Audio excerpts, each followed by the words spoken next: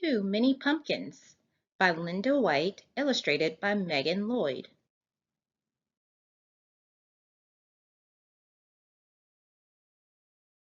Every year springtime, Rebecca Estelle planted just enough seeds in her garden to grow vegetables for the long winter.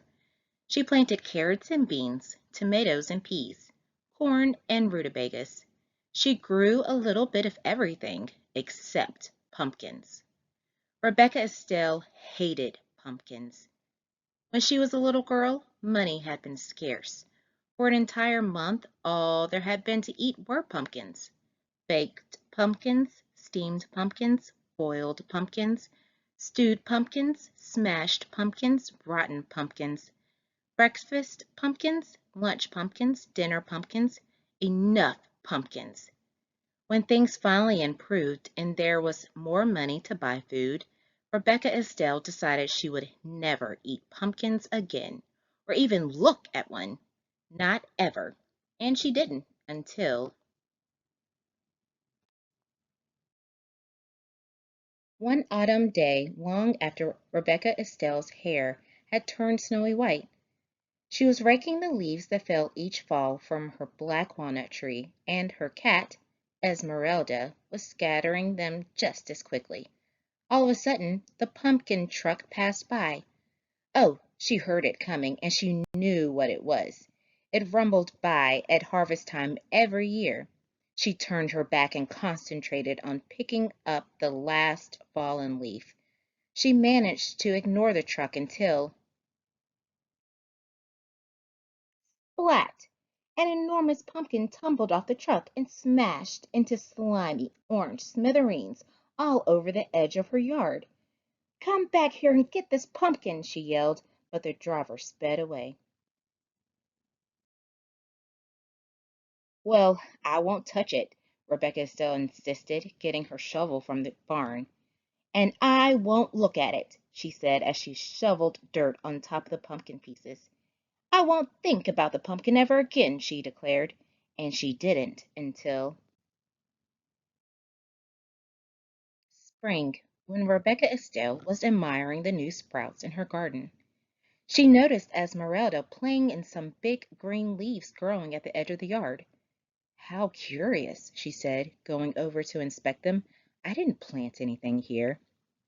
Then Rebecca Estelle remembered the pumpkin truck and the slimy pumpkin smithereens. "Pumpkins!" she cried in disgust. "Come out here, Esmeralda. I will not water those plants. I will not tend them. I will ignore them, and they will die." She picked up Esmeralda and stumped inside. But a week later, when Rebecca Estelle peered out her window, she saw that the vines had grown. She tramped to the barn, got her garden tools, and went to work on the pumpkin vines. She cut and dug until not one was left growing. There, now there would be no pumpkins. She smiled and went back inside. But the next week, when she was weeding the garden, she noticed that the pumpkin vines had grown back. Rebecca Estelle marched inside and snapped the curtains shut. "The only thing to do is ignore them.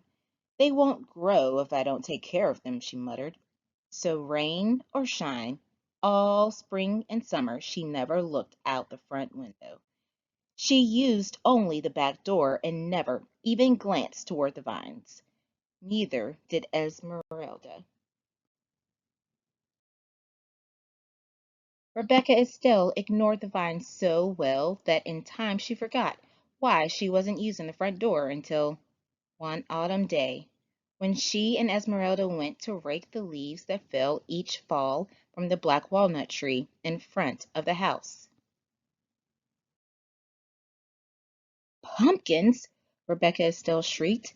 Pumpkin vines had twined under the bushes, over the bird bath, through the porch rails, and onto the rocking chair. The entire yard was a sea of plump, round pumpkins. Rebecca Estelle could no longer ignore them.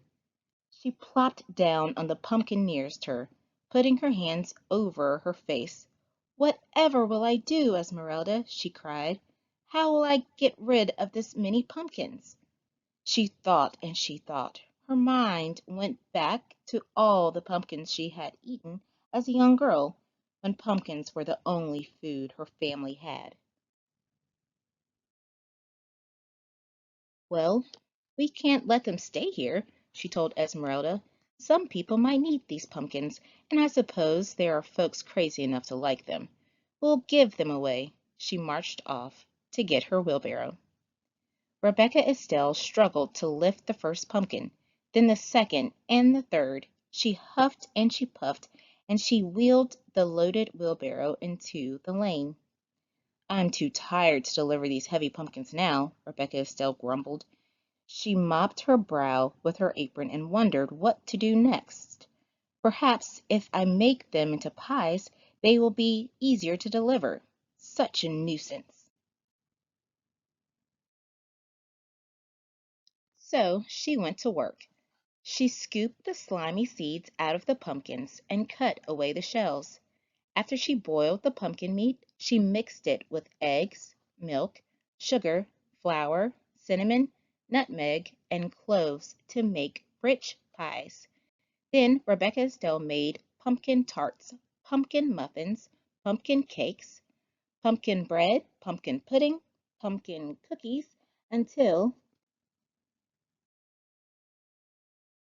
pumpkin dishes spilled out of every cupboard, drawer, and cubbyhole, and the seeds were a mountain in the corner. Well, that's the first batch, Rebecca Estelle said, dusting her floury hands.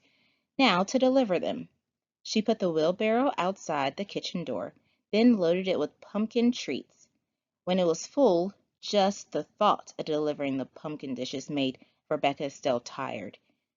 If only people would come get them, she said. Then she had an idea. Rebecca Estelle whirled around and hurried back into the house for a kitchen knife. This should help people to come, Rebecca Estelle cried. She took her knife and sat in the middle of the pumpkin patch. She carved a smiling face on a nice round pumpkin, a scary snaggletooth face on a tall thin pumpkin, and Boo on a short squat pumpkin. She was so busy carving pumpkins she hardly noticed how dark it was getting. When she could no longer see, she went to the shelf on the back porch and got the sack of candles she kept for emergencies. If this doesn't get people to come here, we'll have to deliver them all ourselves, she muttered to Esmeralda.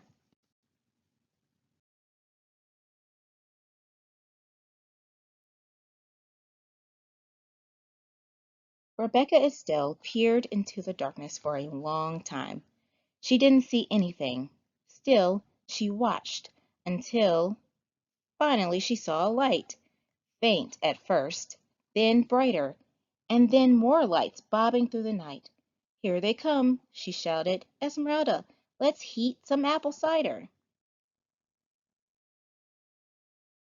Young and old, everyone in town came. Rebecca Estelle, we thought you hated pumpkins, they said. We saw your jack-o'-lanterns from the end of the road and came for a closer look. I was hoping you would, said Rebecca Estelle. Where did you ever find all these pumpkins? People asked. I came by them quite by accident, Rebecca Estelle said, smiling. Would you like some pumpkin pie? There's plenty. She winked at Esmeralda. Everyone enjoyed the pumpkin pie and cider and had a good time. So did Rebecca Estelle. And when they were ready to go home, she made sure each carried a jack-o'-lantern, a bag of seeds for roasting, and a pumpkin treat. Rebecca Estelle gave away everything that reminded her of the pumpkins she had always hated, until all that remained was a handful of seeds. Those she tucked snugly into her pocket, where they would be safe until planting time next spring.